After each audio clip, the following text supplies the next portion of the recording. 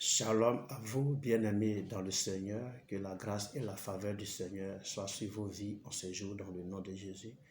Merci de vous connecter encore à moi et de vous retrouver à la table du Seigneur dans le cadre de cette chaîne Pain de vie où nous partageons vraiment le pain qui donne la vie éternelle, qui n'est autre que la parole de Dieu. Amen. Nous poursuivons donc cette série de vidéos sur ce grand thème, prépare-toi à la rencontre du Seigneur.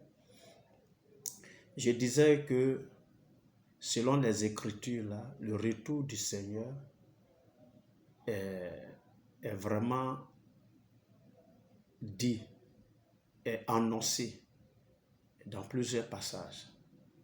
Ça, nous l'avons vu. Nous avons lu quelques passages où le Seigneur dit qu'il revient. Il va revenir sur des nuées. Il va venir comme un voleur, etc., etc.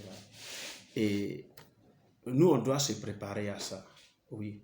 Mais pour mieux se préparer là, il faut comprendre vraiment ces événements-là. Il faut les connaître et il faut les comprendre.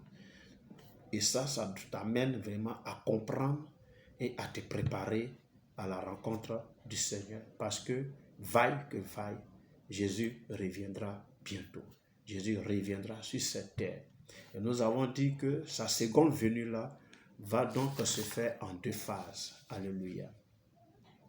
Sa seconde venue va se faire en deux phases.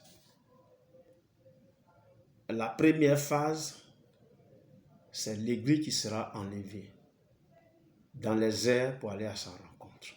Amen. L'Église sera enlevée dans les airs pour aller à sa rencontre.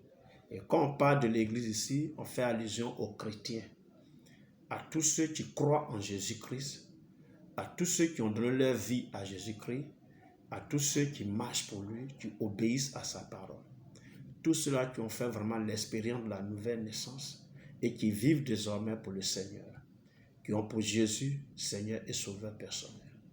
Je ne suis pas en train de dire tous ceux qui vont à l'église, parce que ce ne sont pas tous ceux qui vont à l'église qui seront reconnus comme enfants de Dieu. C'est ceux-là qui font la volonté de Dieu, qui marchent conformément à la parole de Dieu. C'est ceux-là qui seront enlevés. Donc, voici la première phase. La Bible dit que au son de la trompette, l'Église sera enlevée. Les morts dans le Seigneur là, ressusciteront les premiers. Quand vous lirez dans 1 Corinthiens 15, vous allez découvrir cela. Les morts vont ressusciter les premiers, les morts chrétiens bien sûr, vont ressusciter les premiers, ils vont revêtir un corps glorieux. Et ceux qui vivront en ce moment-là, au moment de l'événement-là, leur corps sera transformé en un corps glorieux et tous seront enlevés donc dans les airs pour aller à la rencontre du Seigneur. Alléluia. C'est la première étape.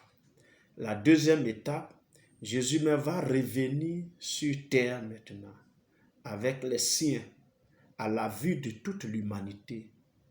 Mais ça va se faire à l'improviste, c'est ce que j'avais dit.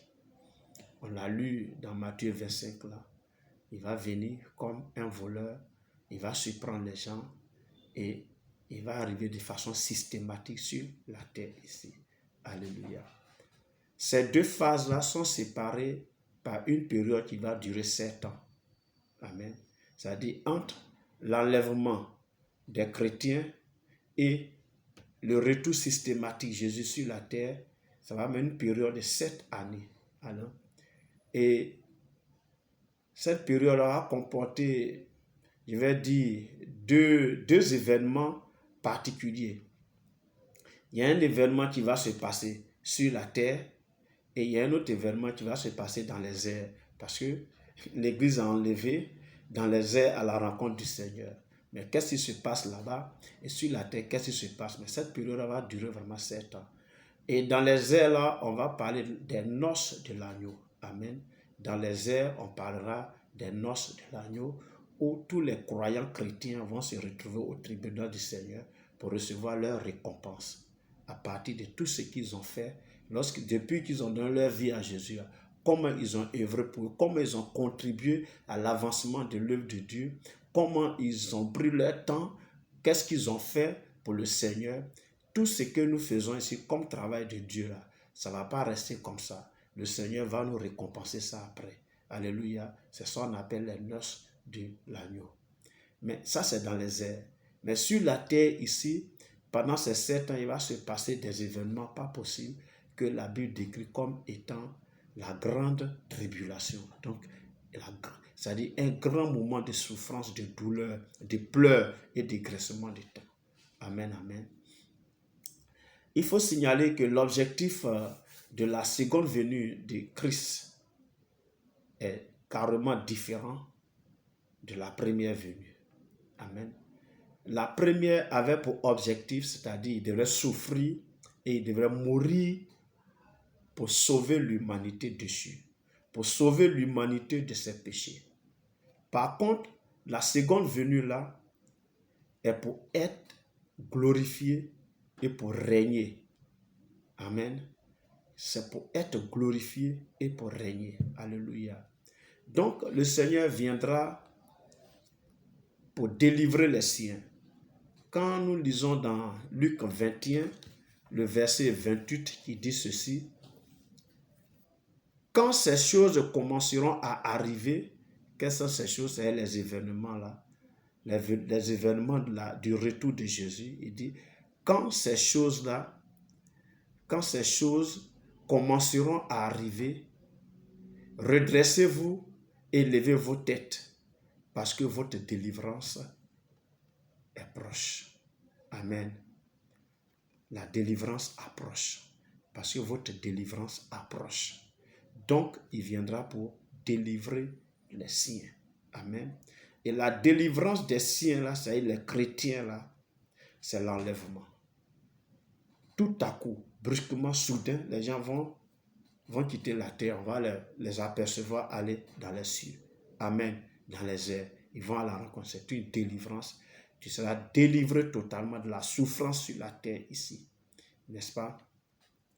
Et l'autre élément qu'on va voir dans le livre de 2 Thessaloniciens, là, dans le livre de 2 Thessaloniciens, le chapitre 1, et on va lire les versets 7 et 8 qui disent ceci. Je vais même lire à partir du verset 5, je vais vraiment lire à partir du verset 5, sinon c'est les versets 7 et 8 qui nous intéressent. Il dit, c'est une preuve de juste jugement de Dieu pour que vous soyez jugés dignes du royaume de Dieu pour lequel vous souffrez. Car il est de la justice de Dieu de rendre l'affliction à ceux qui vous affligent. Amen. Et de vous donner, à vous qui êtes affligés, du repos avec nous, lorsque le Seigneur Jésus apparaîtra du ciel avec les anges de sa puissance, au milieu d'une flamme de feu, pour punir ceux qui ne connaissent pas Dieu et ceux qui n'obéissent pas à l'évangile de notre Seigneur Jésus-Christ. Alléluia. Donc, le retour de Jésus là sera pour juger également le monde pécheur. Amen. Ceux qui n'acceptent pas l'évangile. Aujourd'hui, on prêche l'évangile dans tous les coins des rues. Des bien-aimés le matin, quand tu te réveilles, tu les vois, ils sont dans les carrefours en train de prêcher l'évangile. On partage même des traités. Il y a d'autres qui ne font aucun cas de cela. Alléluia. C'est ceux-là qui seront jugés. Quand il va venir là, il viendra pour juger ceux-là. Non seulement il va délivrer les chrétiens en un clin d'œil, ils vont être transformés et ils vont aller dans les airs, donc ils vont quitter la souffrance terrestre.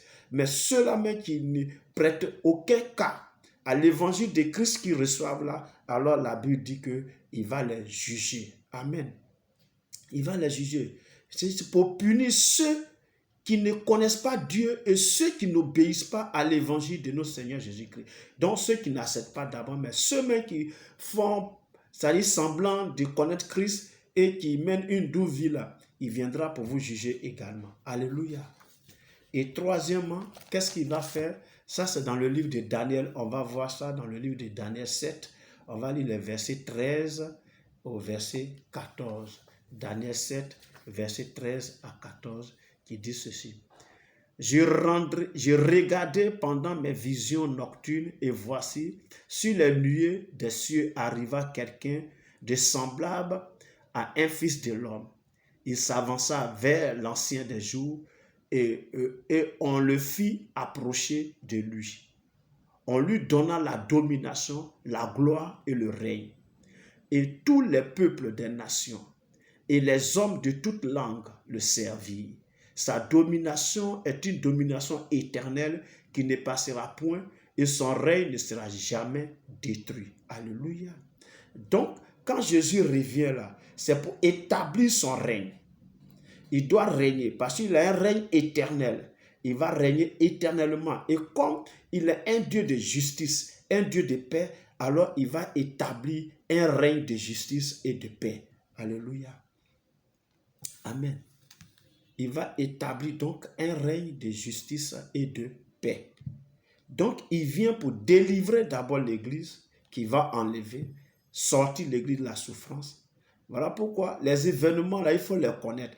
Quand tu vois les événements, quand on va en parler, on va parler de ces événements-là, vous allez découvrir que quand vous voyez ces événements-là, vous devez vous réjouir.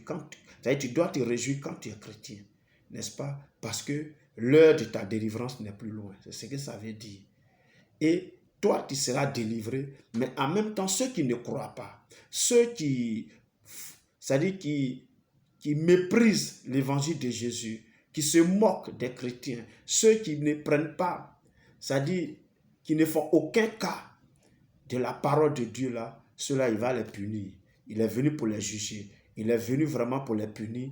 Mais troisièmement, il va établir son règne éternel. Mais ça sera un règne de paix, un règne de justice. Et il va régner dans toute sa gloire. Voilà l'objectif de son retour. Alléluia. Voici un peu et pourquoi il revient. Pour que le projet de Dieu pour l'humanité là soit vraiment rétabli normalement. Amen, amen. Voilà. Mais vous allez voir que ces événements-là se produisent pendant le temps de l'Église. Amen. Et le temps de l'Église là, nous allons le voir dans la prochaine vidéo. Parce que le temps de l'Église là, parce que nous vivons aujourd'hui le temps de l'Église, n'est-ce pas? Et ces événements se produisent pendant le temps de l'Église. C'est vrai qu'il y avait des événements qui se produisaient avant sa première venue, n'est-ce pas? Et après sa mort et sa résurrection, et qu'il soit monté au ciel, et que l'Église est née. Depuis que l'Église est née, jusqu'à ce que l'Église soit enlevée là, il y a des événements qui se produisent. Ces événements, il faut les connaître. Mais avant de les connaître, il faut savoir que nous vivons le temps de l'Église. Donc, nous allons parler du temps de l'Église dans la prochaine vidéo. Merci de m'avoir suivi. Merci d'avoir accordé cette attention particulière à cet enseignement-là. Que Dieu te bénisse aussi longtemps que tu le feras. Il te bénira au-delà de tes pensées et de ton espérance. Toi, continue de me suivre et surtout amène d'autres personnes à me suivre et donne-leur vraiment de s'abonner à cette chaîne. Et Dieu te bénira au-delà de tout. Porte-toi bien, que sa grâce et sa faveur t'accompagnent. Nous sommes donc à la prochaine. D'ici là, porte-toi bien au nom de Jésus-Christ. Amen.